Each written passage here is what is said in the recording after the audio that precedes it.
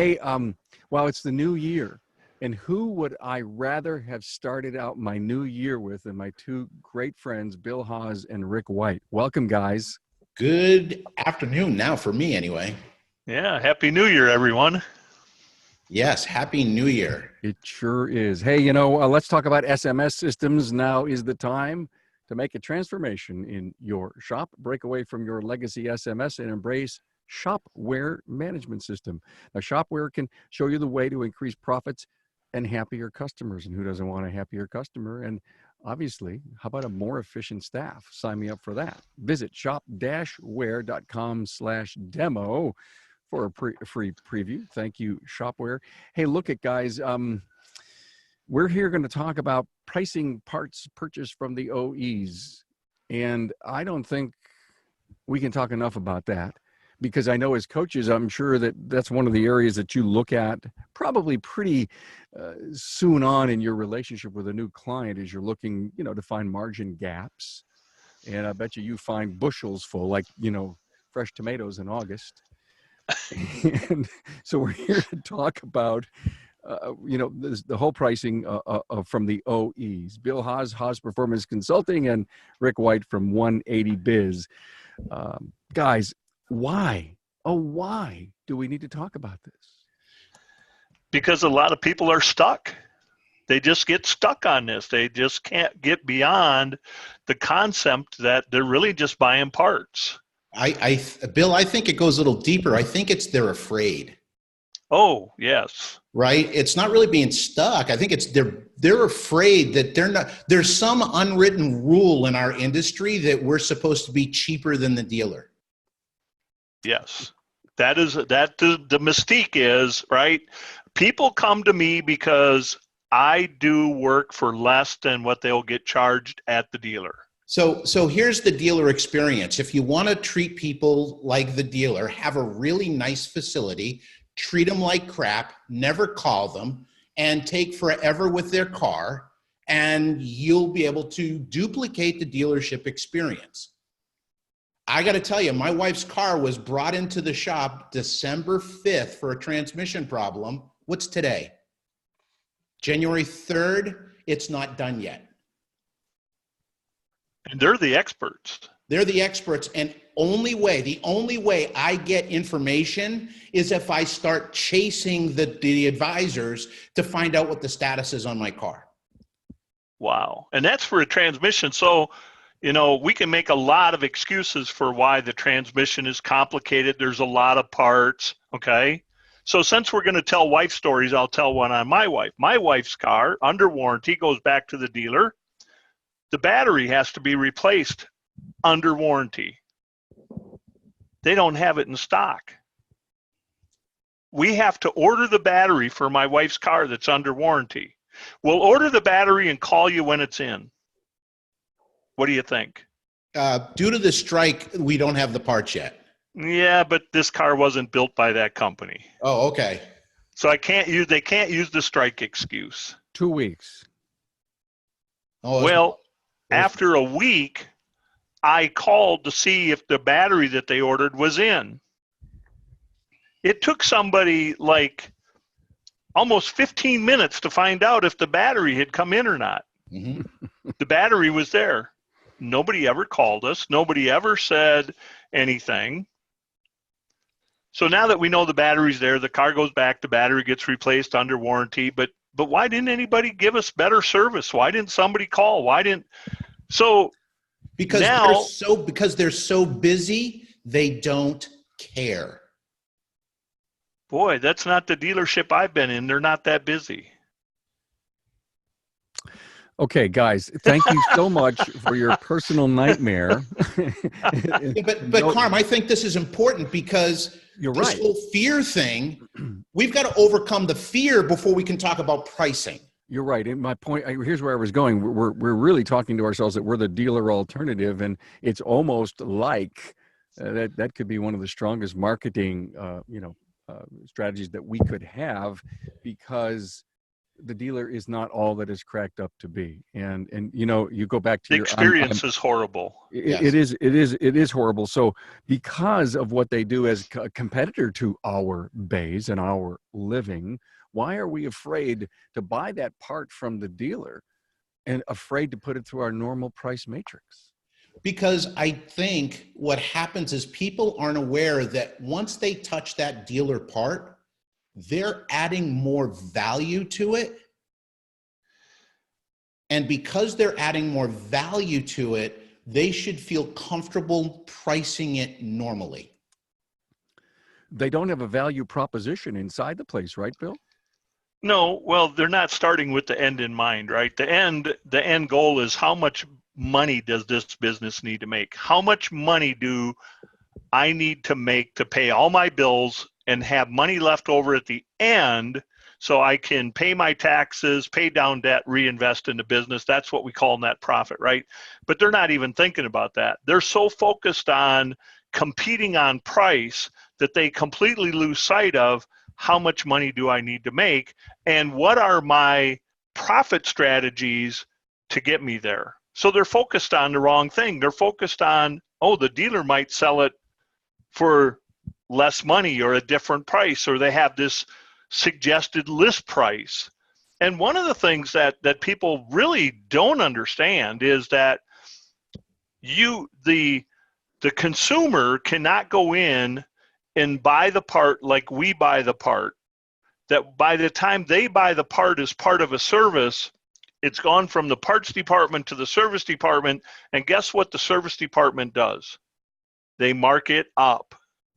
Because if you look at a dealer and you look at the structure of a dealer, each department has to have its own profit. There's a profit structure in the parts department, there's a profit structure in sales, there's a profit structure in service. So the service department, when they buy that part from the parts department within the dealership and now install it on a car, it is going out the door as part of a repair or maintenance service that's a completely different price than the price you'll see in the parts department. Right. Two prices. Over the counter is one price. Through the service department, 50 to 60% more in some dealerships. And if you're going to compare yourself to the dealer, make sure you're comparing yourself to service, not over the counter. Correct. Right. Right. If you're afraid, that's where we go. That's huge. So we have to I guess maybe the semantics of calling them dealer parts, guys, is that something that we could try to get over? Well, that's a terrible thing in the first place, just to make that reference. And you hear shops do it all the time. They'll say, I have to buy the part from the dealer. Right. Well, that's just like opening the door to say, I'm buying the part from the dealer. Why don't you go buy the part from the dealer? And my suggestion is quit calling them dealer parts. Find them something else to call them that you're comfortable with that says, look, all the parts we use meet or exceed the manufacturer's specification. I don't have to talk about it's an aftermarket part, it's a dealer part. To me, one of the worst things we do is even use that terminology, oh, that was a dealer part. I mean, we have it in coaching calls when we're looking at parts profit and they're missing our parts profit goals. One of the first things they'll say, one of the first excuses they make is, oh, I had to buy dealer parts this week. A lot of parts came from the dealer this week. What does it matter? But we got to understand why we're doing it. Why are we doing it? Why are shops doing this? It's because they're afraid. Again, it's a lot of money. The repair is a lot of money. And instead of selling the value of the repair, and listen, don't get upset when someone says, holy crap, that's a lot of money.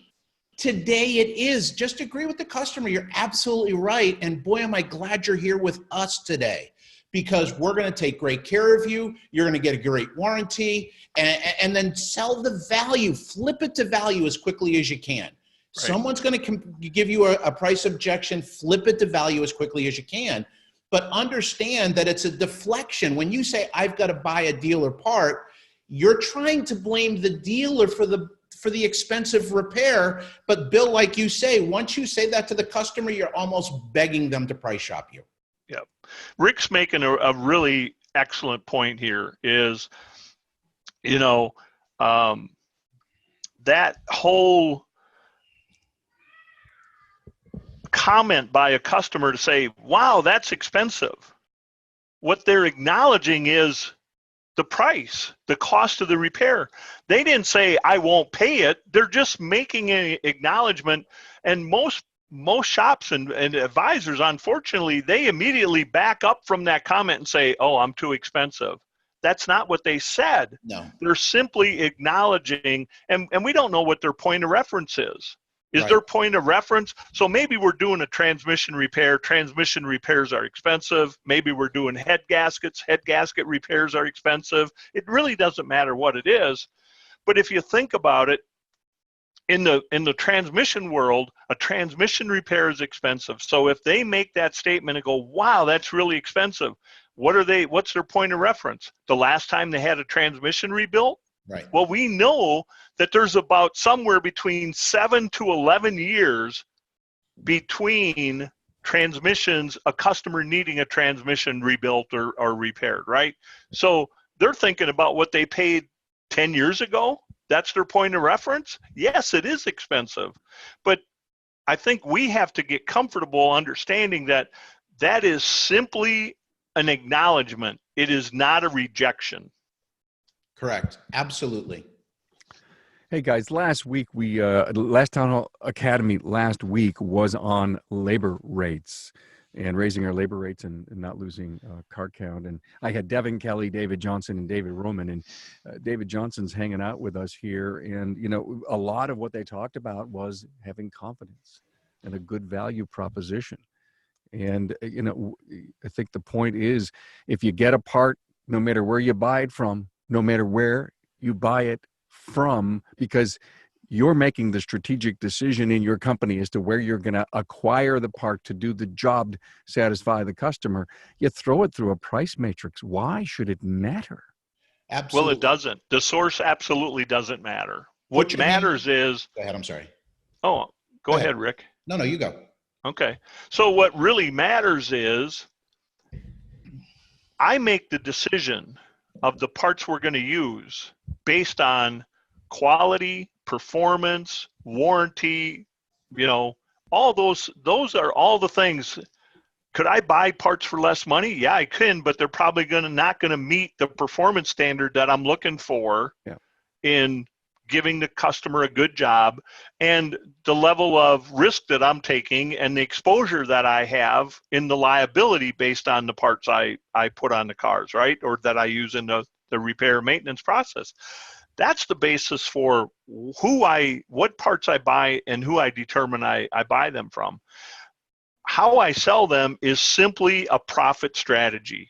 And that's, in most cases, a matrix that regardless of what I buy, I know what I paid for it. It's going to go through a matrix and it will determine what we're going to sell it for. And that matrix allows me to do what I was talking about before. Have enough money, I pay all my bills, and I have money left over in net profit. That's what makes me successful. If I don't do that, I won't be successful. What just blows my mind is I'll have a shop that'll buy a part from their primary vendor. And this is what I recommend. Don't say you're going to the dealer. Have a primary vendor and a secondary vendor. Hey, our primary vendor doesn't have that part. Our secondary vendor does. Use that terminology. Really easy, makes it go away. Here's the thing though. I'll see somebody buy a part from Worldpac, Advance, AutoZone, Napa, whoever, CarQuest, and it's $150 cost, and they put it through their system and there's no thought to it whatsoever. They buy a part from a dealer for $150 and they absolutely start to freak out because, oh, I've got to do this. I can't be too much. I'm only going to get $30 on it, and et cetera, et cetera. Here's the thing I want you to do. Please, when you get a vendor invoice in, put your hand over the name of the vendor and apply your matrix. It doesn't make a difference. If you're having a problem selling your repairs, it's because you either do not have the trust of the customer or you don't understand your value proposition. Both of those things are under your control. you can fix it. Right. And it goes back to what Carm was saying about the confidence. You have to develop that confidence. You've got to understand what it is that we provide. People don't, first of all, nobody is coming to you because of what you charge to fix their car. They come to you because of what you do and the way you do it. They believe in you, they trust you, they've had good experience with you, or they know someone that's had a good experience with, and that's why they're there. They're not there because you're saving them money. They're there because what do you do? How do you do it? You know, and the thing is, a lot of times, if somebody's ever going to question our price, if you know, they go, well, I can buy that at the dealer. Yes, you can. But what you can't do is you can't find somebody to do it as good as we do it, as fast as we do it. Would you like us to get started? That cares as much as we do about it. Right, exactly. And it's the whole thing. It's like Rick said earlier, you got to deflect that price thing. You got to move that conversation. If they want to talk about price, get off of the price point and talk about the other stuff. Talk about what we do, how well we do it, how quickly we do it, who cares more. Nobody cares more than we do. Right. What do I care about? I care about having your car repaired correctly and getting it back. I want it in your driveway, not my driveway. Right. And that's the whole thing, is getting it so that we understand the value. If you're having a problem with dealer parts, you have a problem with labor. You have a problem where you're writing estimates and you're banging the labor down. You're cutting things off. You're like, oh, I can't charge that much. I can do this. And here's the thing. You think you're doing a great thing for your customer, but it's like winking at a pretty girl in a dark room. Nobody knows but you, because you're not even telling the customer you're giving them a break. You got to understand that this is all coming from fear. You've got to have confidence in your abilities. You got to have confidence in your people, confidence in the product that you're giving away, right? Oh, and Rick, Yes. You got to have confidence that it's okay to make money. Amen. Amen. Because why else? Most of you that are listening today or listen later, you don't actually have a business. What you've done is created a paycheck, and a really bad one. I love what you guys just said, and the Town Hall Academy from last week is still so fresh in my mind, and I think it was David Johnson last week that said, "Stop, become a businessman." And then while I was listening to you guys talk, I'm thinking, okay. Let's do the businessman test, like your hand test, Rick. You know, put the hand over the who you bought it from. Let's do the businessman test. All of a sudden, we've transformed you from a technician who became a shop owner to a businessman, and now you have to prove to the businessman what kind of margin you're making on your parts. And you say, "Well, I'm only going to make $30 on that 150 because I bought it at the dealer," and they will look at you and say, "What? Right? Are you kidding me? I'm the businessman here. I'm the one who owns this business. I have the investment. It's all my time. It's all my sweat. It's all my labor. It's all my investment. Are you telling me that I can? Well, then don't buy anything from the dealer." Well, here's what you'd never see a shop owner do this, is when you're looking at their parts GP and it's not where it's supposed to be. And the excuse is that we bought a lot of parts from the dealer this week or this month or whatever the period of time is, it doesn't matter. What they don't do is they don't say, but I made up for that by doing this. You know, and if you think about it, as technicians, what did we do as technicians? We fixed stuff. We solved problems. But when they're making this transition in a role from technician to shop owner to businessman, is they lose all of that. They lose all of that ability to look at stuff and fix it and solve the problem. So if the problem is we're buying too many parts from the dealer, what are they doing somewhere else in the business to make up for the profit they missed? And so what we have to help them understand is, quit missing the profit just because it's dealer parts, and a lot of problems get fixed. Absolutely, because here's the problem. There's too many people that believe in the profit fairy, that at some point, the profit fairy is going to sneak into their bedroom and slip some profit under their pillow in the middle of the night. And the problem with that is the profit fairy's out with the tooth fairy having a beer. So, it never happens. Profit happens on an invoice by invoice basis. It's not something that magically appears at the end of the month. And Clint White asked a great question of what about new customers who are price shopping? I want you to understand something, Clint. People are asking about price, but it's not a price issue. It's a trust issue. Because if the customer if the shop did a great job with that customer, they would have gotten the job. In some way, they didn't connect with the customer. They didn't show how they were making the customer's agenda, their agenda. They weren't on the same page. They weren't there as an assistant buyer. The customer felt like they were being sold to. And that's why they're price shopping. Think about it. Their stresses level is pretty high. And then they call one shop and it gets higher. And because they just get a price, nobody ever asks for an appointment. And then they go to the next shop and the next shop and the next shop. And each call, their stress level's going up. What you want to do instead is deal with the trust issue, right? And you can do that 3 questions. Number 1, what makes you think you need? When someone calls you asking for a ball joint, what makes you think you need a ball joint, Mr. Customer? Oh, I had it at another shop. Second question, Mr. Customer, if you don't mind me asking, why didn't you have the other shop do the repair? Now, inevitably, they were going to come across and go, man, it just seemed like a lot of money. You're going to hear doubt in their voice. So now what we're going to say is, Mr. Customer, I hear what you're saying, but as I'm listening to you, it almost sounds like you're doubting the entire interaction. Mr. Customer, it sounds like to me you're looking for a second opinion. Would you agree? 3 questions will do a lot better than ever getting you a customer with just a price. Understand that every time it's a trust issue. Well, and Rick, when you ask those 3 questions, what it does is it helps you make sure you're getting the right customer to your store. Yes. There's no point in getting wrong customers to our stores. And there are some wrong customers. 20 and there to 30%, are wrong customers. 20 to 30% out there are price shoppers 100%, and they will walk over your dead body to save a nickel. You will never build anything more than a transaction with a price shopper.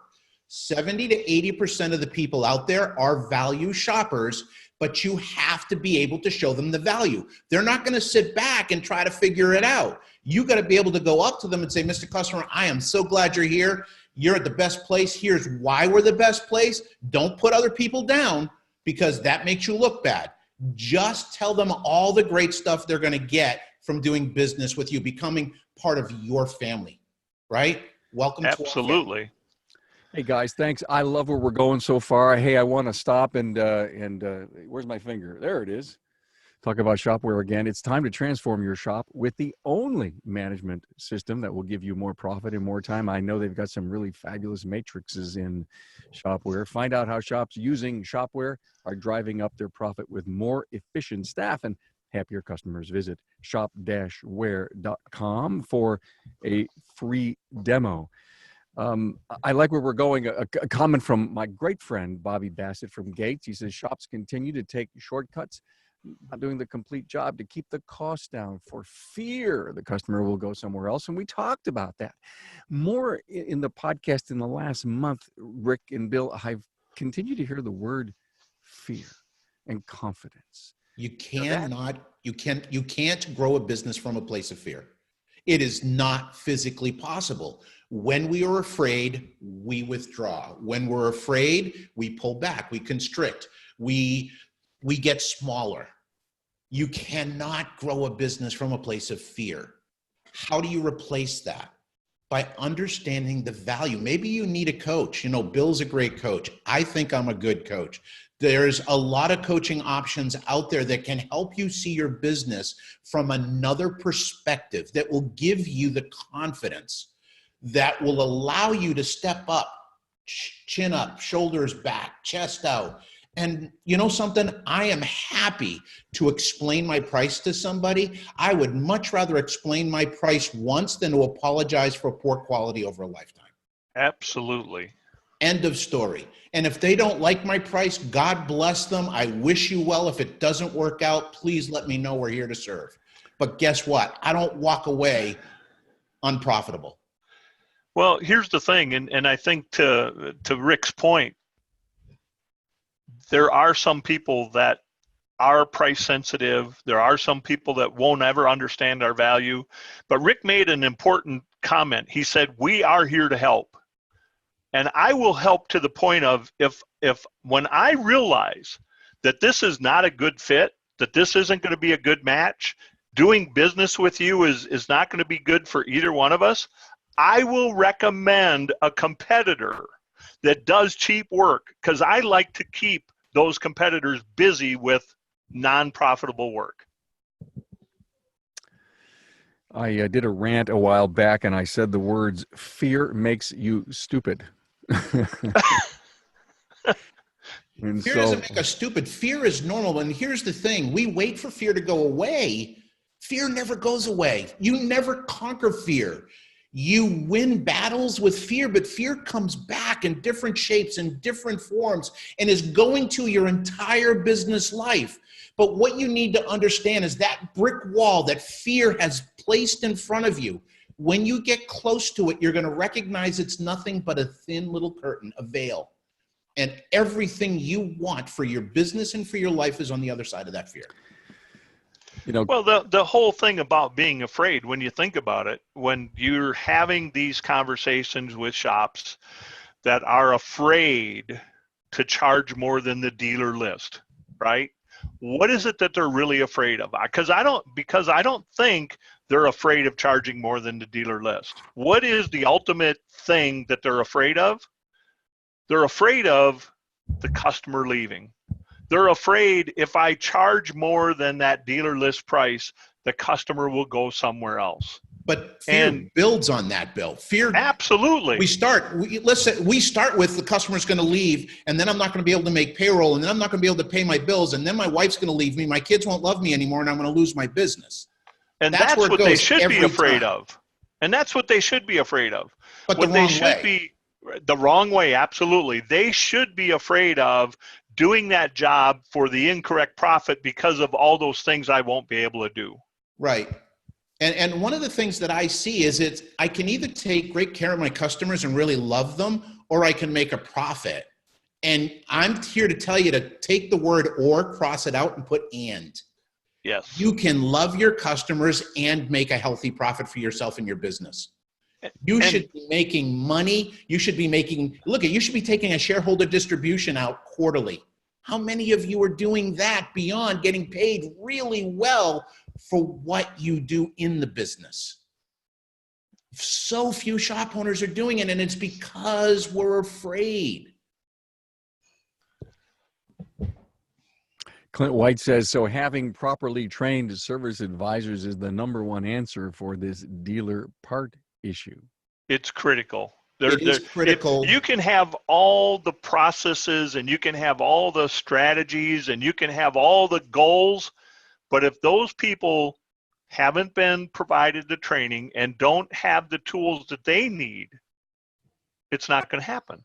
But it needs more than just the training, Bill. We need to have direction from the shop owner. What's my mission? What's my purpose? What are my values? Where are we going? What's my value? What is the value the shop brings to the table? That has to come from the shop owner. Correct. That's got to be why you are in business. Absolutely, because guess what? If I know what my destination is and I know why it's important, I'm all in, man, it makes it so much easier, because sales doesn't feel sleazy then. And that's the problem. Too many times, because we don't know how to sell properly, it feels dirty when we're trying to sell something. And that's a problem. I hate the word try. But when you walk out with confidence and you love your customer, you care about them, you want to help them, you have a solution that's going to fit perfectly, and you have a great value statement, a great benefit list that your customer is going to benefit from, now you're doing something, you're helping them, you're not selling to them. Correct. I got a great comment over here, guys. In fact, Bobby Bassett says, I love the passion of Bill and Rick. But I think it's Greg. My service writer asks the dealer what our cost is and what is the list price. Wrong. Doesn't matter. I know Doesn't he matter. uses the list as a reference. So my takeaway from today's episode is to forbid him from asking the list price anymore. Thank you, guys. Here's the thing. If you're going to have them ask for list price, have them call the service department and ask for the list price. You know, I do this. His eyes up. We do this all the time. This is not uncommon because somebody will say they can get it done for less at the dealer. And I'll say, really? How do you know that? And there's silence because they're assuming they would get it done for less at the dealer. And I'll do this. I'll say, give me the names of 5 dealers. Who do you compete with? The Toyota dealer, the Ford store, the GM dealer. I mean, give me the places that you think your customers would go to if they didn't go to you. And I will have my people call the dealers, service departments, and get the prices. Over 85% of the time, the price out the door that's being quoted on the phone, granted, they're not seeing the vehicle, and in fact, they're doing a really poor job of asking to get the vehicle, but the price that's getting quoted over the phone is more than what they would pay at the repair shop we deal with, the independent store. And so then you can have a really good conversation because you can say, hey, do you think the technician down at the dealership is any smarter than your technician? No, he's not any smarter. Well, do you think the parts they use are any better than your parts? Well, no, they can't be any. Most of the time we're using their parts, so I know the parts aren't any better. Then why do you think there's less value in having it done at your store? Better warranty, more accessibility, cares more, willing to go outside the norm to help a customer out. There's so many things you guys bring to the table. Beautiful. But the point is this. They are making emotional decisions. They're not making decisions with data, and you have to make data-driven decisions. If you don't have the data, no data or bad data is bad decisions. Boy, isn't that true? I mean, the businessman's data. Let's go back to that. Rick, I love where you were going. And, you know, it's I kind of think that maybe we'll spend the next 10 minutes or less and hammer this thing home. And so I wrote down, damn it, use the price matrix. You know, that's what I wrote. And then my other major takeaway is that whole value prop. And you were just going there, Rick. You were just pounding value props. So let's assume that we have recruited everyone in the industry to understand that dealer parts purchased from dealers need to go through our matrix, case closed, done, period, and you will find your profitability to go up. So if that's the case, and we have this confidence issue in making sure that that happens, and we need to recruit the entire team, let's teach our listener here on how to build that value prop with everyone that's there and gain the confidence that they can sell this. Can I just say one quick, I want to give a quick story I think that'll feed into this, Carm, if I may. Sure. So we had this a regular customer come in, and his vehicle was towed in. It was a 3-hour tow. They towed it from the western part of Massachusetts back to our shop. What does that tell you about the loyalty of the customer, right? So we get it in, Frank Trementosi. I can't remember if it was an Explorer or a Jeep Grand Cherokee, but it was one of those. We bring it in, he says it was leaking antifreeze. We bring it in, it wasn't leaking antifreeze, the water pump let go and the fan went through the radiator, okay? So we open up the hood and we think, yes, man, we got a great job sitting here. Well, 16 months ago, we replaced the water pump and it was still under our 24-month warranty, okay? So we called Frank up, we did some testing, made sure the engine wasn't damaged, and Frank was in a rental car. And we called him up and said, hey, the water pump failed. We're going to replace the water pump. And he says, well, and I said, we got to replace the fan and the radiator. He goes, well, what do I owe you for that stuff? Because a lot of warranties only cover parts that were installed. I said, no. If our water pump had stayed in one piece, the fan and the radiator would still be good. So we're going to cover those for you. So we did that. And it took a couple of days to get the fan. We put it all back together. And I said to Frank, I said, listen, I want to get a copy of your tow bill and a copy of the rental. Okay. So it was a $1,200 retail repair at the time. And then when he gave me the 2 invoices, I opened my checkbook up and wrote him a check for the rental and the tow. Okay? It was probably a $700 check. And when I tell that story, shop owners go, holy crap, how can you afford to do that?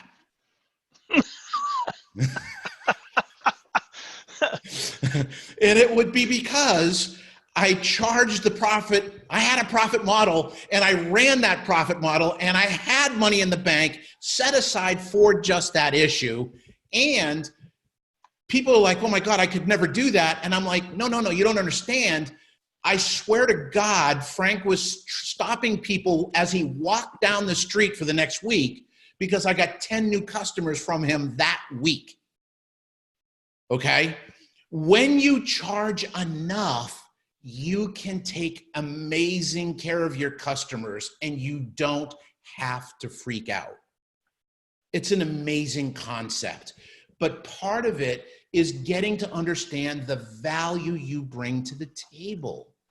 And you don't have to be the same as anybody else. In fact, there isn't, Bill, I hope you'll agree with me, there's no two shops exactly the same. That's right.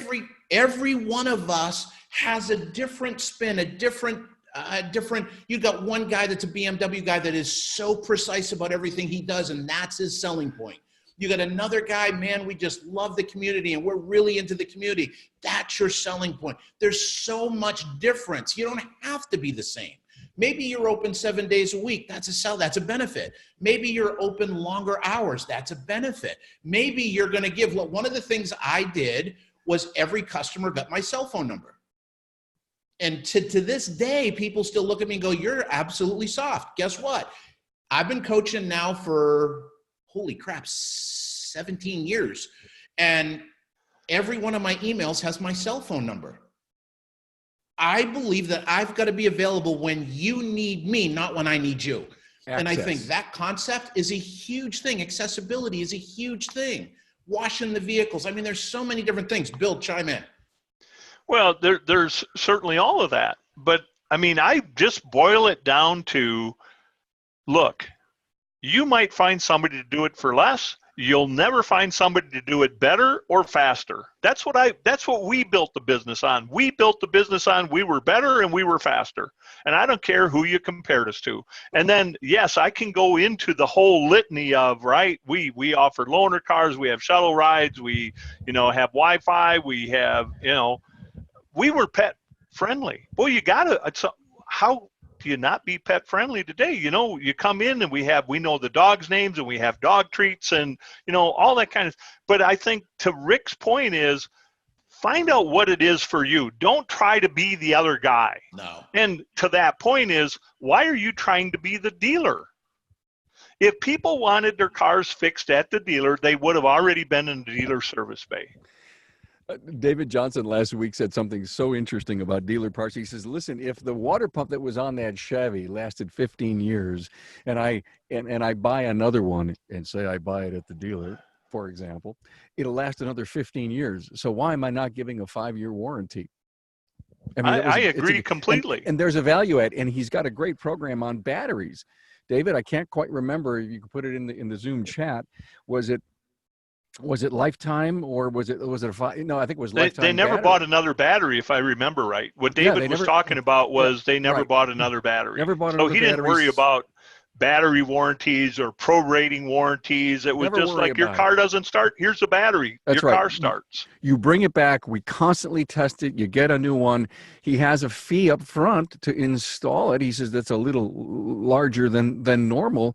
And then if every 4 years he puts a new battery in, and say it costs him $100 divided by 4 years, it's $25 a year for marketing to continue to have retention on that customer. Hello. But he can do that because he's selling his parts correctly. He can do that because there's a profit strategy behind that business that says, this is how we're going to give every customer an exceptional experience. Yeah. You won't get that at Kmart. You won't get that at Costco.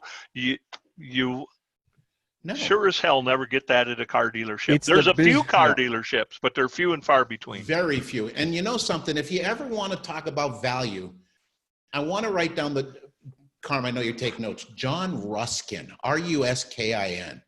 Do a Google search on him and quotes, John Ruskin quotes. And he's from turn of the century. And he has got such great quotes. I actually had 2 of them up in my office in 1995. They are such great quotes. Do a search on them. You know, somebody, if you're going to spend less, you should set aside more, because when you spend less, you should expect less, and it's not going to work, that kind of thing. And one of the things I really love is, when you're going into this, is I tell people all the time, I can't afford cheap. Right. I don't make enough money to buy cheap stuff, because I don't want to pay for it again. I would rather pay a little bit more and make sure I get a great product over trying to save a couple of bucks and having to do it over and over again, right? Don't walk away. Don't shrink away. When someone says that's a lot of money, yes, ma'am, yes, sir, it certainly is. And boy, am I glad you're here. Yes. Here's why. Hey guys, wow. Hey, one more shout out to Shopware. Give your customers and staff the end-to-end digital experience that they deserve. Here we're talking about value adds right here. It's time to upgrade your management system to Shopware and get more profit in less time. And find out how. Get a free live demo and a review of shop owner testimonials at shop-ware.com. More time, more profit. That just kind of rings to me. Hey guys, this was great. What a way to kick off January 2020, but having such a lively interview with both of you guys, talking about, you know, pricing profits on OEs, but on OE parts purchased. But I think you nailed a fabulous strategy and a businessman's discipline on margins. What else can we I'll give you each a chance to have a final word? Bill, I'll give it to you first. Well, I think that part of all of what we talked about today comes from understanding what's going on in the world we try to live in and we try to do business in. And I had something happen to me today that I'd never seen before, and maybe I just haven't been paying attention. But I've got a major news network feed that I get in the morning that kind of gives me my news for the day, right?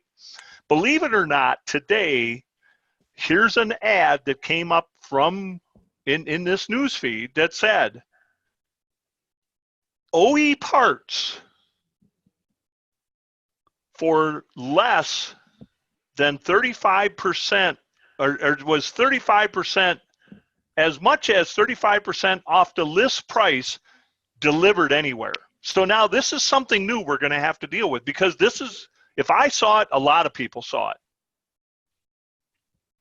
That's something new that we're going to have to be aware of. And I'm not saying, wow, that means everybody's walking in wanting 35% off. This, to me, just substantiates why we're going to have to work harder and be better at presenting our value. Yeah, it goes back to the transparent pricing thing. In fact, I'm moderating a panel at Napa Expo 2020 on that.